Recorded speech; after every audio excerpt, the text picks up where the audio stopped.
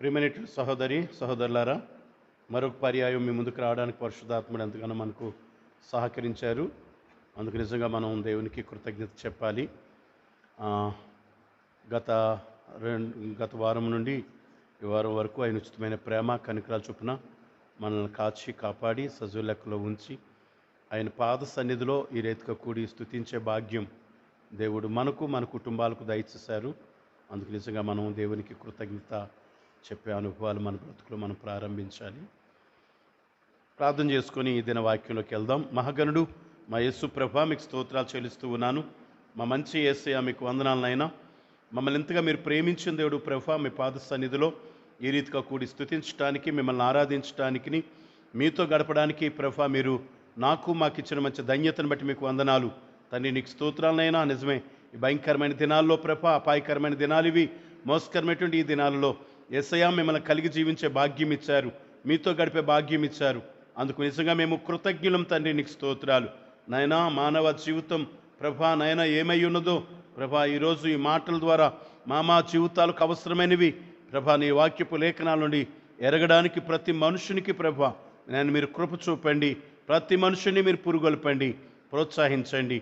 ఆశీర్వాదకరమైన అడుగులు వేయడానికి మీరే కృప చూపమని యేసు నామములో వేడుకుంటున్నాను మా తండ్రి, ఆమేన్. ప్రియమైనటువంటి సహోదరి సహోదరులారా, దేవుని యొక్క వాక్యం మనతో చాలా స్పష్టంగా మనతో మాట్లాడుతూ ఉంది. వాక్యానుసారమైనటువంటి జీవితం జీవించుటకు ప్రతి క్రైస్తవుడు పురుగొల్పబడాలి. ఎందుకంటే మానవ జీవితం యొక్క రహస్యం ఏంటో మనం ఎరగాలి. ఎందుకంటే మనుషుని యొక్క రహస్యాన్ని మనం ఎరగకుండా మనుషులు బ్రతికేస్తున్నామంతే. మన యొక్క ఫ్యూచర్ టెన్స్ తెలియకుండానే మన జీవన విధానాన్ని కొనసాగిస్తూ ఉన్నాం. దేవుని యొక్క వాక్యం చెప్తుంది, మనుషుడు అసలు దేవుడు మనుషుని ఎందుకు ఏర్పాటు చేసుకున్నాడు, ఎందుకు మనుషుడిని ఈ భూమి మీదకు రావడానికి గల కారణమేంటి, ఇలాంటి విషయాలు మనం గుర్తిస్తూ ఉన్నప్పుడు అనేక విషయాలు పరిశుద్ధాత్ముడు మన అందరితో మాట్లాడుతూ ఉంటారు. అయితే నేను అంటాను, మనుషుని యొక్క జీవితం సాగుతూ ఉంది, దినదినం కొనసాగుతూ ఉంది. అయితే దినాలు సాగుతున్నాయి అంటే మనుషుని యొక్క ఆయుష్ ఒకరోజు దగ్గర అవుతుంది అని అర్థం.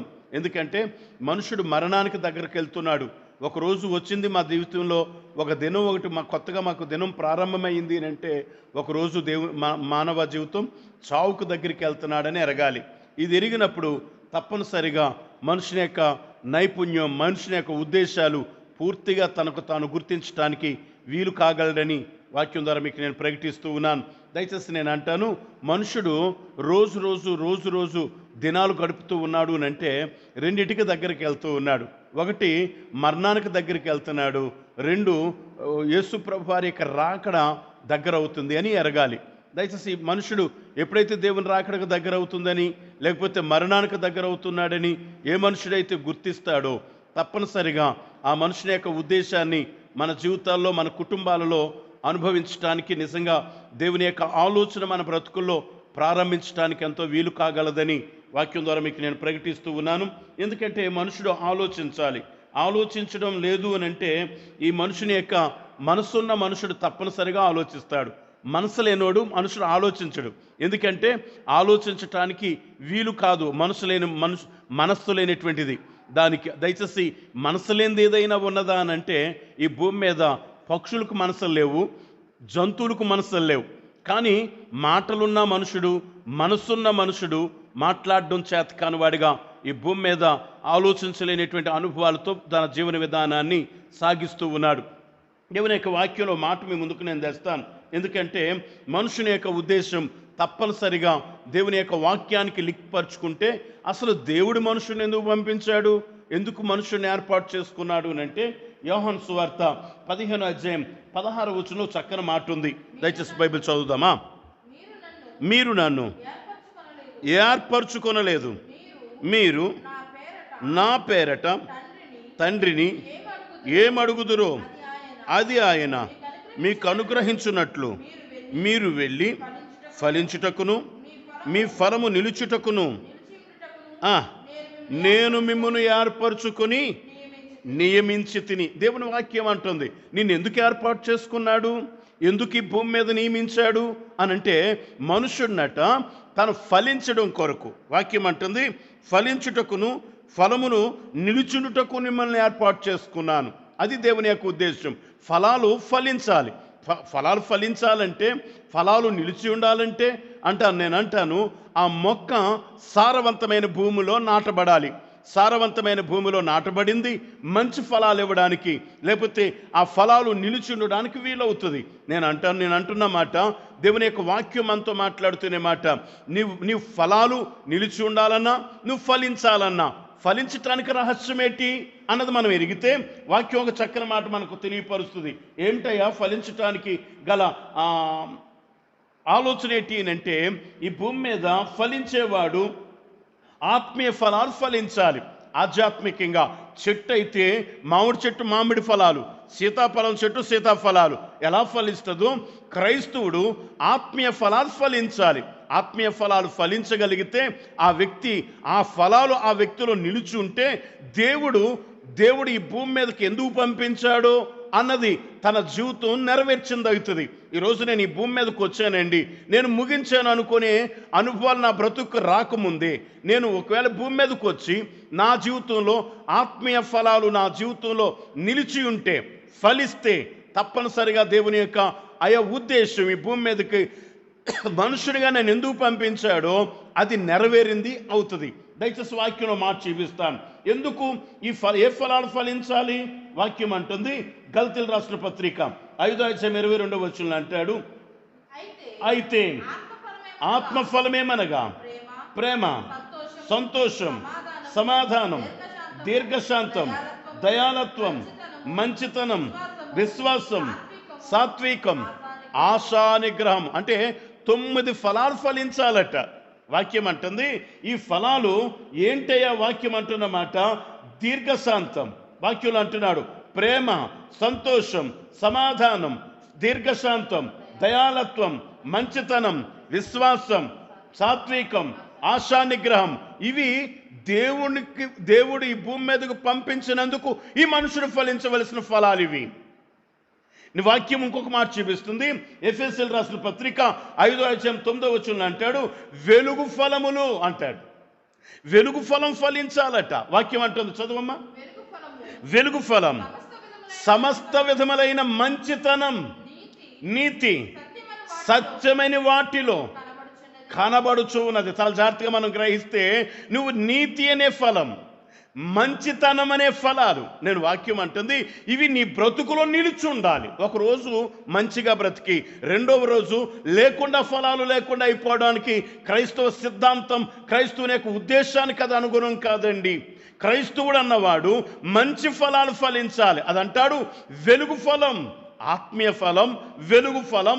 ఈ ఫలాలు ఫలించి అది వాని జీవితంలో నిలిచి ఉంటే ఏమంటారు తెలుసా?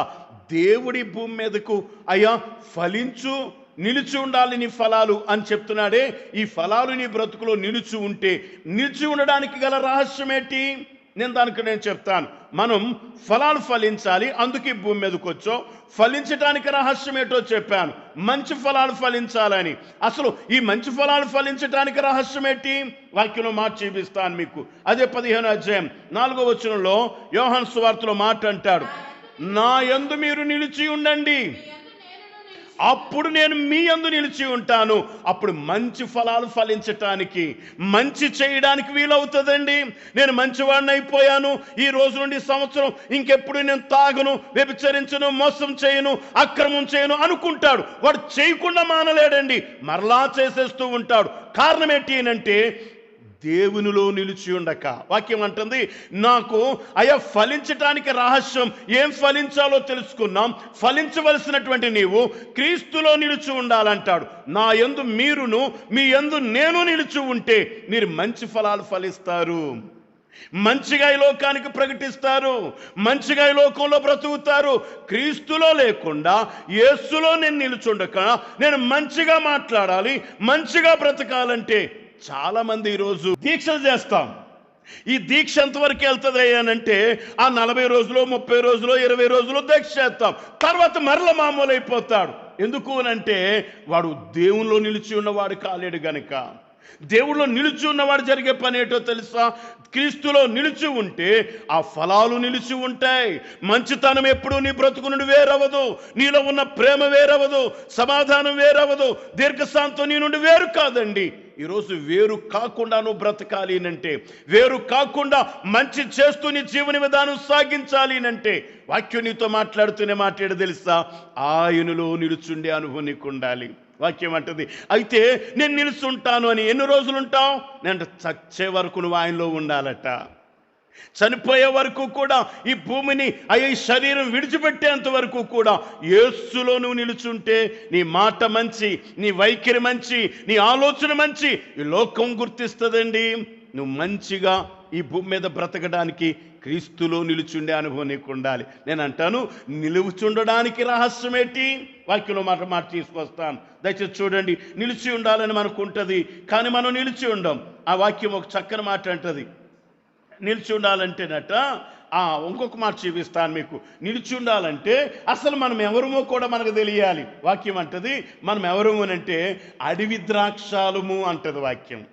ఏ ద్రాక్ష అవి అని అంటే అడవి ద్రాక్షాలు. అడవి ద్రాక్ష చెట్టు కొమ్మ మంచి ద్రాక్ష చెట్టుకు అంటు కట్టబడాలి. ఒకవేళ అడవి ద్రాక్ష, వంకర్లు తిరిగిన ద్రాక్ష, ఇష్ట విలాసాలుగా బ్రతికిన ద్రాక్ష, దాని వైఖరి సరికానటువంటి ద్రాక్ష క్రీస్తునే ద్రాక్ష వలికి అంటు కట్టబడాలి. అప్పుడు ఏం చేస్తాం తెలుసా? ఈ ఫలాలు ఫలించటానికి ఈ అడవి ద్రాక్ష కొమ్మ నిజమైన ద్రాక్షావళికి అంటు కట్టబడితే ఆ ద్రాక్ష తీగలో ఉన్న సారాన్నట అది మంచి ఫలాలు ఇచ్చే చెట్టు కనుక ఈ కొమ్మలో నుండి కూడా మంచి ఫలాలు వస్తాయట. నేను అంటాను, అసలు తెంచబడడానికి ఎలాగా? అడవి ద్రాక్షలో నుండి కొమ్మ తెంచబడాలి అంటే ఈరోజు వాక్యం వింటున్నా, ఈ వాక్యానికి ఒక మంచి పేరు ఉందండి. దీని పేరేటో తెలుసా? వాక్యం అంటుంది, ఇది రెండొంచులు గల కత్తి. ఈ కత్తి లాంటి వాక్యం నిన్ను పూర్తిగా ఈ అడవి ద్రాక్ష నుండి వేరు చేయడానికి ఈ వాక్యం పని చేయడం ప్రారంభిస్తుంది. ఇది నరకాలి. నరకబడినటువంటి కొమ్మ క్రీస్తు అనేటువంటి ద్రాక్షవల్లికి అంటు కట్టబడాలి. మనము నరకబడినప్పుడు నొప్పు కలగాలి, నరకబడినప్పుడు నొచ్చుకోవాలి. ఈరోజు దేవుని వాక్యం వింటుంటాం, కానీ ఎవరు హృదయాలు నొచ్చుకోవండి. బైబిల్లో ఒక మాట ఉంది, వాక్యం విన్న తర్వాతట వారు హృదయాలు నొచ్చుకున్నారట. ఆ మాట చదవని వాక్యంలో ఒక చక్కని మాట, అపోస్తుల కార్యాలు 2:37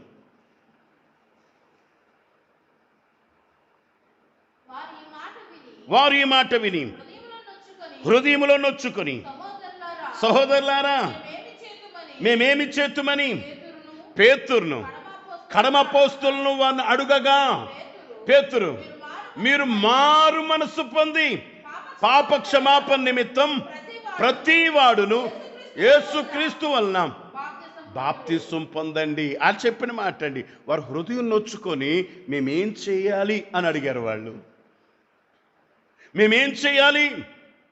నువ్వేదైనా చేయడానికి అసలు మనసు నొచ్చుకుంటేనే కదా. ఇక నుండి నేను తాగకూడదు, ఇక నుండి ఈ దారులకు వెళ్ళకూడదు, ఇక నుండి ఈ తప్పుదారులకు నేను వెళ్ళకూడదని ఆలోచన నీకు రావాలంటే వాక్యం అంటుంది నువ్వేం చేయాలి అన్నప్పుడు వాక్యం అనే కత్తి నీ గుండుల్లో చొచ్చుకుపోయినప్పుడే నొచ్చుకుంటాం. బాధ కలుగుతుంది నిజంగా. నేను పాపిని అని అర్థమైనప్పుడు, నేను దుర్మార్గుని అని అర్థమైనప్పుడు, నేను తప్పుడు తిరిగే మనుషుని అని అర్థమైనప్పుడు, ఇది తప్పు చేస్తున్న వ్యక్తిని నువ్వు ఏ రోజైతే గుర్తిస్తావో తప్పనిసరిగా నొప్పి కలుగుతుంది. ఆ నొప్పి నిన్నేం చేస్తుందో తెలుసా? అది నిన్ను ఆ ముళ్ళ చెట్టు లేక అడవి ద్రాక్షలో నుండి వేరు చేయబడ్డానికి వీలు కలిగించేటువంటి ఆ కత్తి దేవుని వాక్యమని వాక్యం ద్వారా మీకు నేను ప్రకటిస్తున్నాను. వేరు చేయబడిన కత్తి ద్వారా వేరు చేయబడిన ఈ మొక్క కొమ్మ, అడవి ద్రాక్ష కొమ్మ నిజమైన ద్రాక్ష తీగే యేసుక్రీస్తు ప్రభు వారికి అంట కట్టబడినప్పుడు మంచి ఫలాలు ఫలించటానికి, ఆత్మీయ ఫలాలు ఫలించటానికి యోగ్యుడిగా ఉంటాడని వాక్యం ద్వారా మీకు నేను ప్రకటిస్తున్నాను. ఈరోజు నేను అంటాను, ఆత్మీయ ఫలాలు ఫలించటానికి నిలిచి ఉండాలి అని చెప్పాను. ఇప్పుడు నిలిచి ఉండడానికి రహస్యం ఏంటి?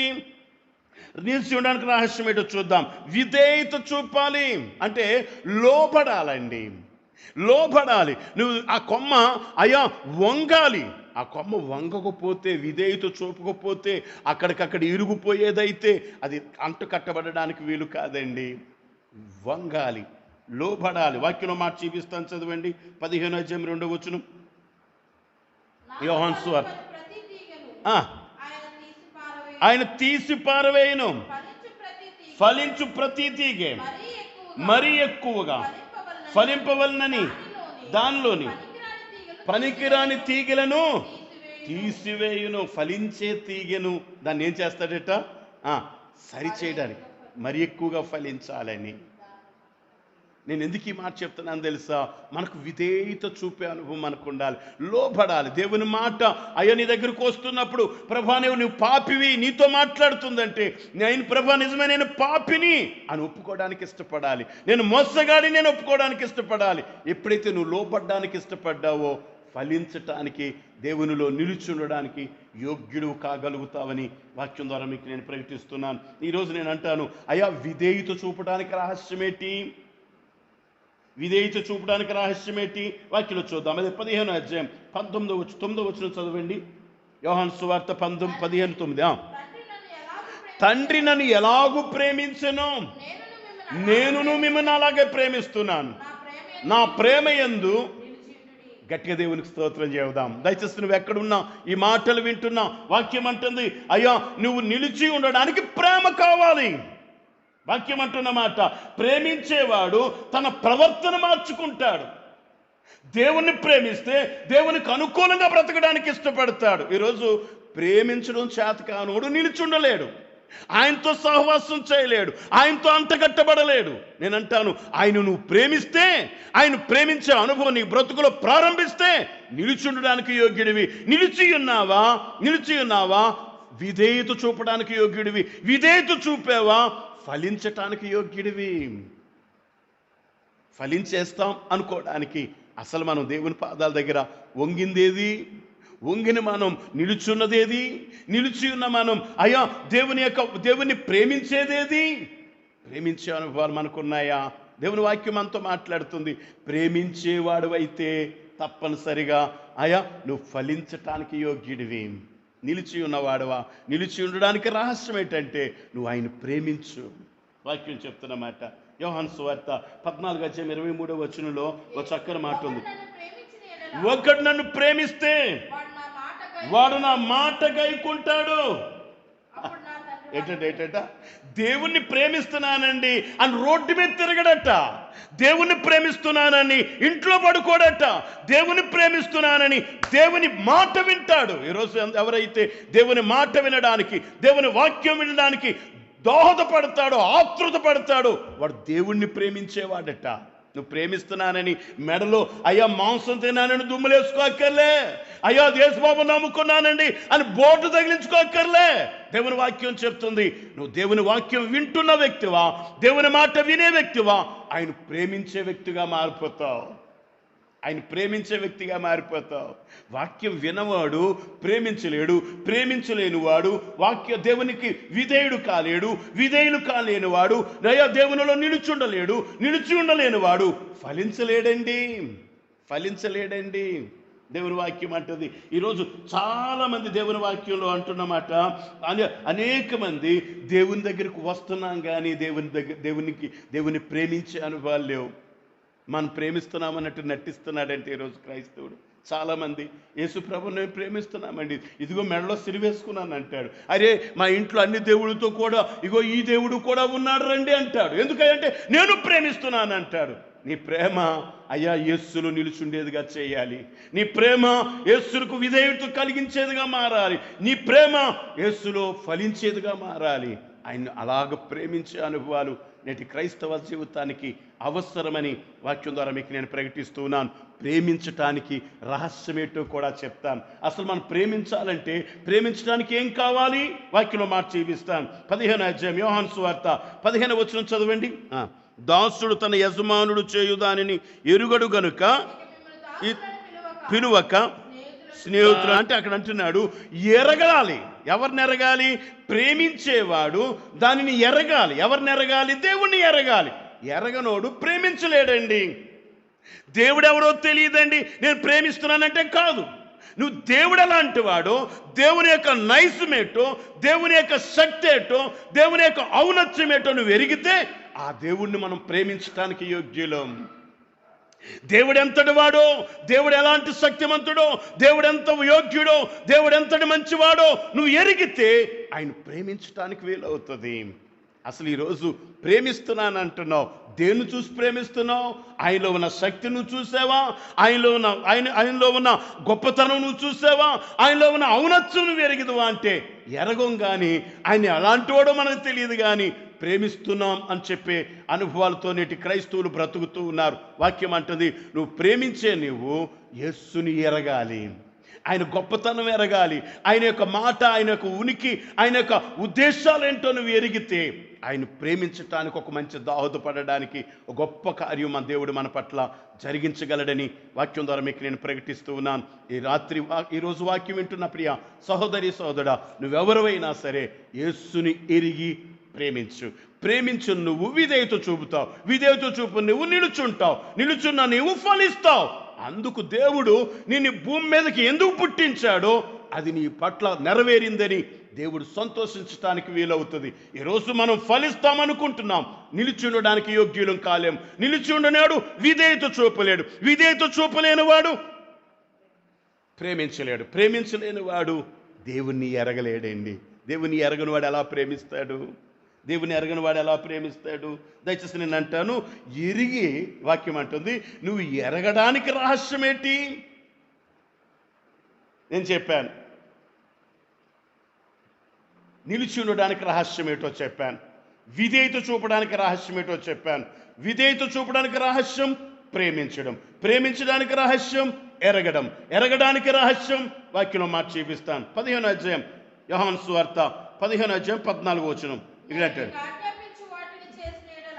నేను మీకు ఆజ్ఞాపించు వాటిని చేసిన ఎడల మీరు నా స్నేహితులు. అప్పుడు స్నేహం చేయడానికి ఇష్టపడతాను. నువ్వు ప్రేమిస్తే ఆయనతో స్నేహం ప్రారంభమవుతుందండి. నువ్వు ప్రేమిస్తే ఆయనతో సంభాషిస్తే, అయ్యా నువ్వు ప్రేమించే అనుభవాన్ని బ్రతుకులో ప్రారంభిస్తే నువ్వు ఆయనతో సహవాసం చేయడానికి, అంటే స్నేహం చేయడానికి వీలవుతుందట. స్నేహం చేయాలి అని అంటే నువ్వు నిలుచుండాలి, దేవునికి లోపడే, దేవుని మాటకు విధేయుడు కావాలి. విధేయుడైన వాడు దేవుణ్ణి ప్రేమించాలి, దేవుణ్ణి ప్రేమించిన వాడు దేవుణ్ణి ఎరగాలి, దేవుని ఎరిగిన వాడు స్నేహితుడిగా మారాలి. ఫలించడం అంటే స్నేహం లేదు నీకు దేవునితో అయ్యో దేవునిలో నిలుచుండే అనుభవాలు లేవు, మనకి దేవుణ్ణి ప్రేమించే అనుభవాలు లేవు. కానీ ఎలా మంచి ఫలాలు ఫలిస్తాం? ఎలాగ మంచి ఫలాలు ఫలిస్తాం? ఎలాగ మంచి ఫలాలు ఫలిస్తాం? ఎలాగ ఆత్మీయ ఫలాలు ఫలిస్తాం? మనం ఈ లోకంలో ఫలించటానికి నేను అంటాను, ఫలం రాకముందే నీ మరణం అయితే, మరణం దగ్గరికి వస్తుందని చెప్పాను. రోజులు గడిచిపోతున్నాయి, మరణానికి దగ్గరికి వెళ్ళిపోతున్నాడు ఈ మనుష్యుడు.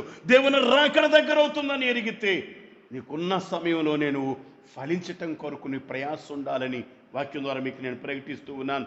ఒక మంచి మాట దయచేసి చూడండి, ఎరగడం వల్ల మన స్నేహితులుగా మారాలి అనడానికి యాకోబు భక్తుడు మంచి మాట అంటాడు. యాకోబు పత్రిక 2:23 వచనం. మరొకరు చూడండి, ఆమోసు 3:3.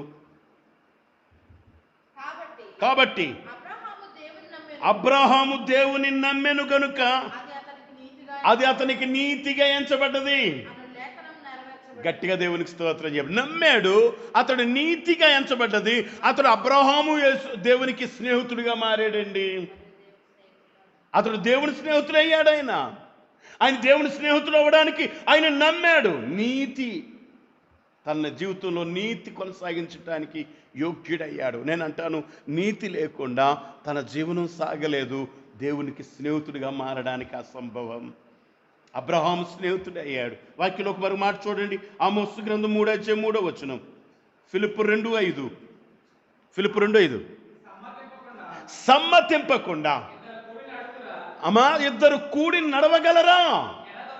ఆమోస్ అంటున్నాడు, ఏమంటాడు తెలుసా? ఇద్దరు సమ్మతించక ఒకరినొకరు అర్థం చేసుకోకుండా వారు కలిసి ప్రయాణం చేయగలరా? ఇద్దరు కలిసి ప్రయాణం చేయాలంటే, ఇద్దరు కలిసి స్నేహం చేయాలంటే సమ్మతించాలి. ఒకరు రుచులు ఒకరు గుర్తించాలి, ఒకరి ఇష్టాలు ఒకరికి ఇష్టం అవ్వాలి. అప్పుడు వారిద్దరు స్నేహితులండి. దేవుని యొక్క ఇష్టం నీకిష్టం అవ్వాలి. నీవు కూడా ఇష్టపడేది నా దేవునికి ఇష్టమైతే వారిద్దరూ సమ్మతించి వారు ప్రయాణం చేయగలుగుతారు. వారి జీవితాంతం దేవునితో ఒక మంచి స్నేహాన్ని కొనసాగించగలుగుతారు. చూడండి చక్కని మాట, ఫిలిప్పు 2:5 అంటాడు, క్రీస్తు యేసునకు కలిగిన ఈ మనస్సు మీరును కలిగి ఉండుడి. అంటే స్నేహితులు ఒకే మనస్సు, ఒకే కోరిక, ఒకే ఆలోచనతో ఉంటారట. స్నేహితుడైతే దేవుని కోరికేటో నీవు కోరిక అదే ఉండాలి, దేవుని ఆశ ఏటో నీ ఆశ అదే ఉండాలి. వాక్యం అంటుంది దేవుని ఒకే మనస్సు, దేవుని మనస్సు ఏటో నీ మనస్సు కూడా అదే ఉండాలట. అలాంటప్పుడే వారిరువురు స్నేహితులు. రుచులు వేరు, మాటలు వేరు, వారు స్నేహం చేయలేరండి.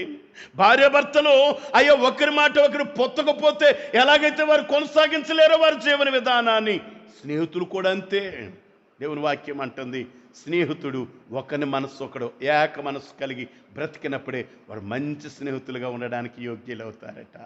నేను అంటాను, మరి స్నేహం చేయడానికి అయా రహస్యం ఏంటి? నేను 7 విషయాలు చెప్తున్నాను. 7 విషయాల్లో 7వ విషయం ఏంటి తెలుసా? వాక్యం అంటుంది నువ్వు స్నేహం చేయడానికి రహస్యం ఏంటి అని అంటే సమర్పించుకోవడం. మనకున్న సమయాన్ని దేవునికి సమర్పించుకోవడం, మనకున్న డబ్బు దేవునికి సమర్పించడం, మనకున్న బలం దేవునికి సమర్పించడం, ఆఖరికి చావడానికి సిద్ధపడ్డామండి. ఇది సమర్పణ ఏ జీవితంలో ఎవరి బ్రతుకులో ఉంటుందో వారు తప్పనిసరిగా దేవుని యొక్క ఉద్దేశం నెరవేర్చడం కొరకు భూమి మీదకి వచ్చానని ఫలించటానికి యోగ్యుడవుతాడు. నేను అంటాను, ఫలించే నువ్వు మంచి ఫలాలు, ఆత్మీయ ఫలాలు ఫలించాలంటే, వెలుగు ఫలాలు ఫలించాలంటే వాక్యం అంటుంది నువ్వు యేసులో నిలుచుండడం నేర్చుకోవాలి. ఆయనలో నీవు ఉండాలి, నీలో ఆయన నిలుచున్నప్పుడే మంచి ఫలాలు ఫలిస్తామట, మంచి ఫలాలు ఫలిస్తామట. అంతేకాదు నేను నిలుచుండడానికి ఒక అడవి ద్రాక్ష కాయలే కాస్తావు తప్ప మంచి ద్రాక్షలను ఫలించాలంటే అక్కడ నుండి తెంచబడి నిజమైన ద్రాక్ష తీగన యేసుకి నువ్వు వంట కట్టబడినటువంటి తీగవైతే మంచి ఫలాలు ఫలించటానికి యోగ్యుడివి. నేను అంటాను, నిలిచి ఉండాలి. నిలిచి ఉన్న నీవు విధేయత చూపాలి, విధేయత చూపును నీవు ప్రేమించాలి. ప్రేమించిన నీవు ఏం చేయబడాలి? ప్రేమించిన మనం ఏం చేయబడాలి? వాక్యం అంటుంది ఎరగాలి, దేవుణ్ణి ఎరగాలి. ఎరిగినటువంటి మనం దేవుని స్నేహితులుగా మారాలి. దేవుని స్నేహితులుగా మారినటువంటి మనం వాక్యం అంటుంది అయ్యో స్నేహానికి రహస్యం ఎట్లా అంటే నువ్వు సమర్పించబడడం, దేవునికి సమర్పణ. నీకున్నది నా దేవునికి సమర్పించుకునే అనుభవం, నీకున్న సమయాన్ని, నీకున్న బలాన్ని, నీకున్న ధనాన్ని నా దేవునికి సమర్పించే అనుభవాన్ని బ్రతుకులో రాగలిగితే నా దేవుని ఉద్దేశం భూమి మీద నీ ద్వారా దేవుని మాటలింటున్న ప్రతి వ్యక్తి ద్వారా ఆయన నెరవేర్చుకోవడానికి సమర్థత గల దేవుడని వాక్యం ద్వారా మీకు నేను ప్రకటిస్తూ కొన్ని మాటలు నేను ముగిస్తున్నాను. ప్రార్థన చేసుకుందాం. Thank you lord. ప్రభానికి స్తోత్రాలు చెల్లిస్తున్నాను. రాజు నీకు వందనాలు నాయన. అందరు మీ మాటలు వింటున్నారు ప్రభా. మానవ జీవిత రహస్యమేటో నాయన, వారి యొక్క రహస్యమేటో వారు గుర్తించటానికి నాయన నీ ఉద్దేశం ప్రభ, నువ్వు ఈ భూమి మీదకి ఎందుకు పంపించావు? మమ్మల్ని ఫలించటానికి, ఫలాలు నిలిచి ఉండాలని. ఏ ఫలాలు? ఆత్మీయ ఫలాలు నాయన, వెలుగు ఫలాలు, ఫలించే అనుభవాలు నేటి క్రైస్తవ సమాజానికి అవసరమని, క్రైస్తవ ప్రభు బిడ్డలకు అవసరమని ఈ రోజు వాక్యం ద్వారా మీరు నాతో మాట్లాడారు. నేను ఫలించాలంటే ఏం చేయాలి? ఫలించడానికి కావలసిన రహస్యం ఏంటో నాయన నీ లేఖనాల నుండి స్పష్టంగా మీరు మాతో మాట్లాడారు. నిజంగా మేము కృతజ్ఞులము నాయన, నిజంగా మేము కృతజ్ఞులము తండ్రి. ఈ మంచి అనుభవాలు, ఈ మంచి ఆలోచన విధానం మాలో నీ మాటలు వింటున్న ప్రతి వ్యక్తి జీవితంలో అది స్థిరపరచండి. ఆశ్చర్యకరమైన రీతిలో అడుగులు వేయడానికి కావలసిన సామర్థ్యాన్ని ప్రతి బిడ్డ పట్ల మీరే స్థిరపరచమని నా ప్రియుడు యేసు అధికారం గల నామమును బట్టి వేడుకొంచున్నాను మా తండ్రి. ఆమేన్. తండ్రి అయినటువంటి దేవుని యొక్క ప్రేమ, కుమారుడైన యేసుక్రీస్తు ప్రభువారి యొక్క కృప, పరిశుద్ధాత్మని యొక్క అన్యోన్య సహవాసం ఇప్పుడు ఎల్లప్పుడూ తండ్రి రాకడ పర్యంతం వాక్యమైన బిడ్డలకు, వాక్యమైన ప్రతి కుటుంబానికి, అలాగే నీ పరిచర్ను ప్రేమించి సహకరిస్తున్న ప్రతి కుటుంబానికి సదాకాలం తోడు కాపుదల ఉండి నడిపించునుగాక. ఆమేన్. Praise the lord. అందరికి వందనాలు. Praise the lord.